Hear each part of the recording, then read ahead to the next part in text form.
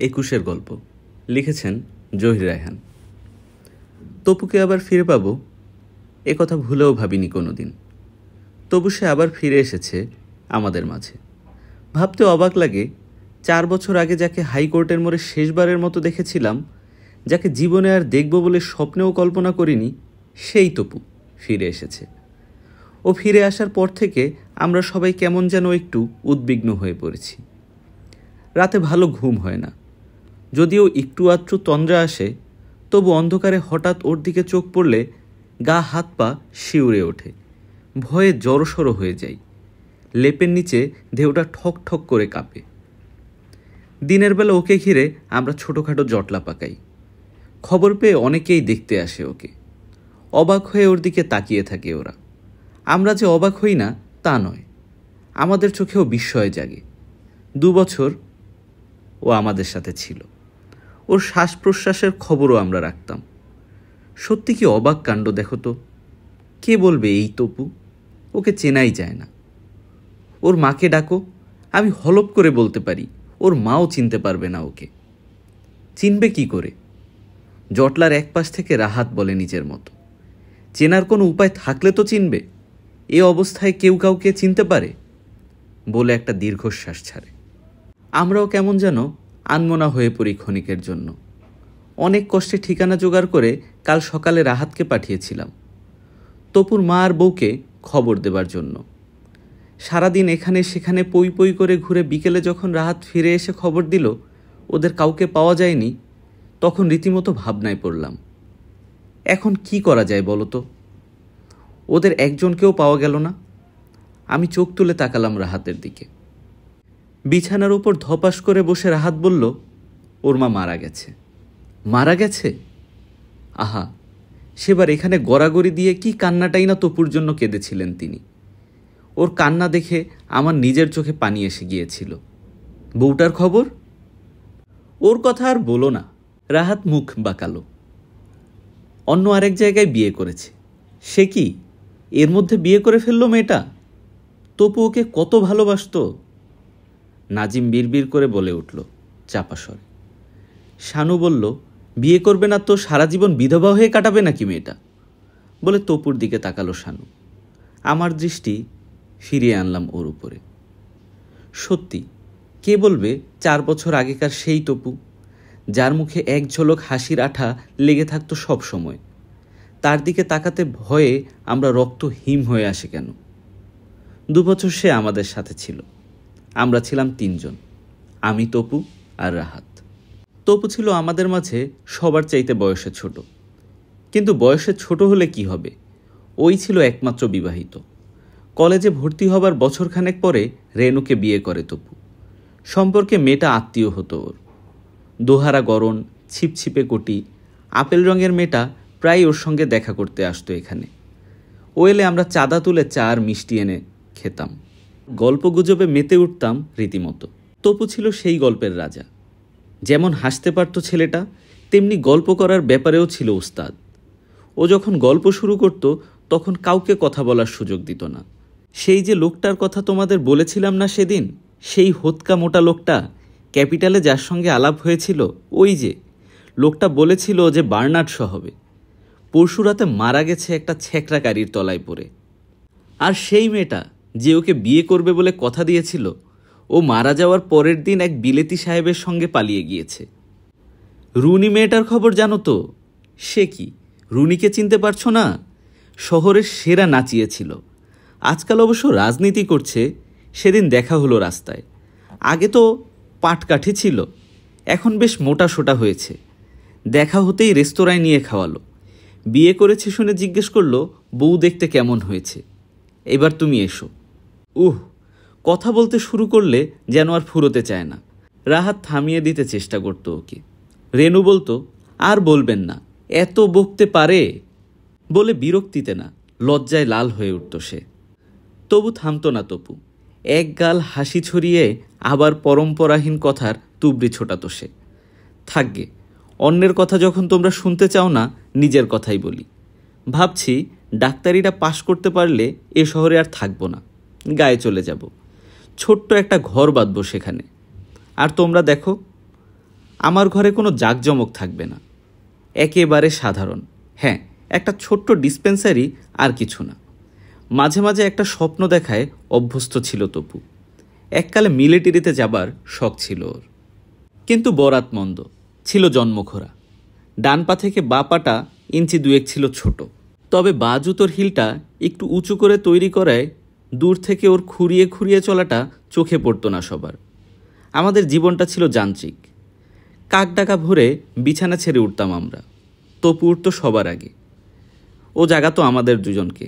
ওঠো, ভোর হয়েছে দেখছো না? অমন মোষের মতো ঘুমাচ্ছ কেন? ওঠো। গায়ের উপর থেকে লেপটা টেনে ফেলে দিয়ে জোর করে আমাদের ঘুম ভাঙাতো তপু। মাথার কাছে জানালাটা খুলে দিয়ে বলতো, দেখো বাইরে কেমন মিষ্টি রোদ উঠেছে, আর ঘুমিও না, ওঠো। আমাদের ঘুম ভাঙিয়ে নিজ হাতে চা তৈরি করতো তপু। চায়ের পেয়ালায় শেষ চুমুক দিয়ে আমরা বই খুলে বসতাম।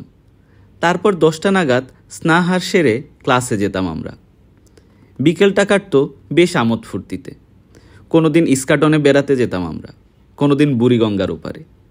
আর যেদিন রেনু আমাদের সাথে থাকতো সেদিন আজিমপুরের পাশ দিয়ে হাঁটতে হাঁটতে দূর গায়ের ভেতরে হারিয়ে যেতাম আমরা। রেনু মাঝে মধ্যে আমাদের জন্য ডালমুট ভেজে নিয়ে আসতো বাসা থেকে। গেও পথে হাঁটতে হাঁটতে মুড়মুড় করে ডালমুট চিবাতাম আমরা। অপু বলতো, দেখো রাহাত, আমাদের মাঝে মাঝে কি মনে হয় জানো? কি? এই যে আঁকাবাঁকা লালমাটির পথ, এই পথের যদি কোনো দিন শেষ না হতো, অনন্তকাল ধরে যদি এমন পথে চলতে পারতাম আমরা। এ কি, তুমি আবার কবি হলে কবে থেকে? ভ্রুজোড়া কুচকে হঠাৎ প্রশ্ন করত রাহাত। না না, কবি হতে যাব কেন? ইতস্তত করে বলতো তপু। তবু কেন যেন মনে হয়। স্বপ্নালু চোখে স্বপ্ন নাপত তার। আমরা ছিলাম 3 জন, আমি, তপু আর রাহাত। দিনগুলো বেশ কাটছিল আমাদের। কিন্তু আকস্মাৎ ছেদ পড়ল। হোস্টেলের বাইরে সবুজ ছড়ানো মাঠটাতে অগণিত মানুষের ভিড় জমেছিল সেদিন। ভোর হতে ক্রুদ্ধ ছেলেবুড়োরা এসে জমায়েত হয়েছিল সেখানে। কারো হাতে প্ল্যাকার্ড, কারো হাতে স্লোগান দেওয়ার চুঙ্গ, আবার কারো হাতে লম্বা লাঠির ঝোলানো কয়েকটা রক্তাক্ত জামা। তর্জনী দিয়ে ওরা জামাগুলো দেখাচ্ছিল। আর শুকনো ঠোঁট নেড়ে এলোমেলো আর কি যেন বলছিল নিজেদের মধ্যে। তপু হাত ধরে টান দিল আমার। এসো। কোথায়? কেন, ওদের সাথে? চেয়ে দেখি সমুদ্র গভীর জনতার ধীরে ধীরে চলতে শুরু করেছে। এসো, চলো। আমরা মিছিলে পা বাড়ালাম। একটু পর পেছনে ফিরে দেখি রেনু হাঁপাতে হাঁপাতে আমাদের দিকে ছুটে আসছে। যা ভেবেছিলাম। দৌড়ে এসে তপুর হাত চেপে ধরল রেনু। কোথায় যাচ্ছ তুমি? বাড়ি চলো। পাগল নাকি? তপু হাতটা ছাড়িয়ে দিল। তারপর বলল, তুমিও চলো না আমাদের সাথে। না, আমি যাব না, বাড়ি চলো। রেনু আবার হাত ধরল ওর। কি বাজে বকছেন? রাহাত রেগে উঠল এবার। বাড়িতে যেতে হয়, আপনি যান, ও যাবে না। মুখটা ঘুরিয়ে রাহাতের দিকে ক্রুদ্ধ দৃষ্টিতে এক পলক তাকালো রেনু। তারপর কাদো কাদো গলায় বলল, দোহাই তোমার, বাড়ি চলো, মা কাঁদছেন। বললাম তো যেতে পারবো না, যাও। হাতটা আবার ছাড়িয়ে দিল তপু। রেনুর করুণ মুখের দিকে তাকিয়ে মায়া হলো। বললাম, কি ব্যাপার, আপনি এমন করছেন কেন? ভয়ের কিছু নেই, আপনি বাড়ি যান। কিছুক্ষণ ইতস্তত করে টলটল চোখ নিয়ে ফিরে গেল রেনু। মিছিলটা তখন মেডিকেলের গেট পেরিয়ে কার্জন হলের কাছাকাছি এসে গেছে। 3 জন আমরা পাশাপাশি হাঁটছিলাম। রাহাত স্লোগান দিচ্ছিল। আর তপুর হাতে ছিল একটা মস্ত প্ল্যাকার্ড। তার উপর লাল কালিতে লেখা ছিল, রাষ্ট্রভাষা বাংলা চাই। মিছিলটা হাইকোর্টের মোড়ে পৌঁছাতেই আকস্মাৎ আমাদের সামনের লোকগুলো চিৎকার করে পালাতে লাগলো চারপাশে। ব্যাপার কি বুঝবার আগেই চেয়ে দেখি প্ল্যাকার্ড সহ মাটিতে লুটিয়ে পড়েছে তপু। কপালের ঠিক মাঝখানটায় গোল একটা গর্ত, আর সেই গর্ত দিয়ে নির্ঝরের মতো রক্ত ঝরছে তার। তপু! রাহাত আর্তনাদ করে উঠল। আমি তখন বিমূঢ়ের মতো দাঁড়িয়েছিলাম। 2 জন মিলিটারি ছুটে এসে তপুর মৃতদেহটা তুলে নিয়ে গেল আমাদের সামনে থেকে। আমরা এতটুকুও নড়লাম না, বাধা দিতে পারলাম না। দেহটা যেন বরফের মতো জমে গিয়েছিল। তারপর আমিও ফিরে আসতে আসতে চিৎকার করে উঠলাম, রাহাত পালাও! কোথায়? হতবাক হয়ে আমার দিকে তাকালো রাহাত। তারপর উভয়ে ঊর্ধ্বশ্বাসে দৌড় দিলাম আমার ইউনিভার্সিটির দিকে। সে রাতে তপুর মা এসে গড়াগড়ি দিয়ে কেঁদেছিলেন এখানে। রেনুও এসেছিল। পলকহীন চোখ জোড়া দিয়ে অশ্রু ফোয়ারা নেমেছিল তার, কিন্তু আমাদের দিকে একবারও তাকায়নি সে। একটা কথাও বলেনি আমাদের সাথে রেনু। রাহাত শুধু আমার কানে ফিসফিস করে বলেছিল, তপু না মরে আমি মরলেই ভালো হতো।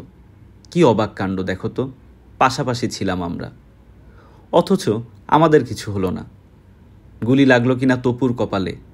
কি অবাক কাণ্ড দেখো তো। তারপরে 4টা বছর কেটে গেছে। 4 বছর পর তপুকে ফিরে পাবো এ কথা ভুলেও ভাবিনি কোনো দিন। তপু মারা যাবার পর রেনু এসে একদিন মালপত্রগুলো সব গুছিয়ে নিয়ে গেল ওর। 2টো স্যুটকেস, একটা বইয়ের ট্রাঙ্ক আর একটা বেডিং। সেদিনও মুখ ভার করেছিল রেনু, কথা বলেনি আমাদের সাথে। শুধু রাহাতের দিকে এক পলক তাকিয়ে জিজ্ঞেস করেছিল, ওর একটা গরম কোট ছিল না, কোটটা কোথায়? ও, ওটা আমার স্যুটকেসে। ধীরে কোটটা বের করে দিয়েছিল রাহাত। এরপর দিন কয়েক তপুর সিটটা খালি পড়েছিল। মাঝে মাঝে রাত শেষ হয়ে এলে আমাদের মনে হতো কে যেন গায়ে হাত দিয়ে ডাকছে আমাদের, ওঠো, আর ঘুমিও না, ওঠো। চোখ মেলে কাউকে দেখতে পেতাম না। শুধু ওর শূন্য বিছানার দিকে তাকিয়ে মনটা ব্যথায় ভরে উঠত। তারপর একদিন তপুর সিটে নতুন একটা ছেলে উঠল। সে ছেলেটা বছর 3 ছিল। তারপর এলো আরেকজন, আমাদের নতুন রুমমেট, বেশ হাসি খুশি ভরা মুখ। সেদিন সকালে বিছানায় এসে অ্যানাটমির পাতা উল্টাচ্ছিল সে।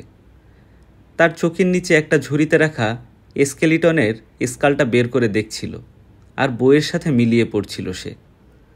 তারপর এক সময় হঠাৎ রাহাতের দিকে জিজ্ঞেস করল, রাহাত সাহেব, একটু দেখুন তো, আমার স্কালের কপালের মাঝখানটায় একটা গর্ত কেন? কি বললে? চমকে উঠে উভয়েই তাকালাম ওর দিকে। রাহাত উঠে গিয়ে স্কালটা তুলে নিল হাতে। ঝুঁকে পড়ে সে দেখতে লাগলো অবাক হয়ে। হ্যাঁ, কপালের মাঝখানটায় গোল একটা ফুটো। রাহাত তাকালো আমার দিকে। ওর চোখের ভাষা বুঝতে ভুল হলো না আমার। বিড়বিড় করে বললাম, বাঁ পায়ের হাড়টা 2 ইঞ্চি ছোট ছিল ওর। কথাটা শেষ না হতেই ঝুড়ি থেকে হাড়গুলো তুলে নিল রাহাত। হাতগুলো ঠক ঠক করে কাঁপছিল ওর। একটু পরে উত্তেজিত গলায় চিৎকার করে বলল, বাঁ পায়ের টিবিয়া ফেবুলাটা 2 ইঞ্চি ছোট, দেখো দেখো। উত্তেজনায় আমিও কাঁপছিলাম। ক্ষণকাল পর স্কালটা 2 হাতে তুলে ধরে রাহাত বলল, তপু। বলতে গিয়ে গলাটা ধরে এলো ওর।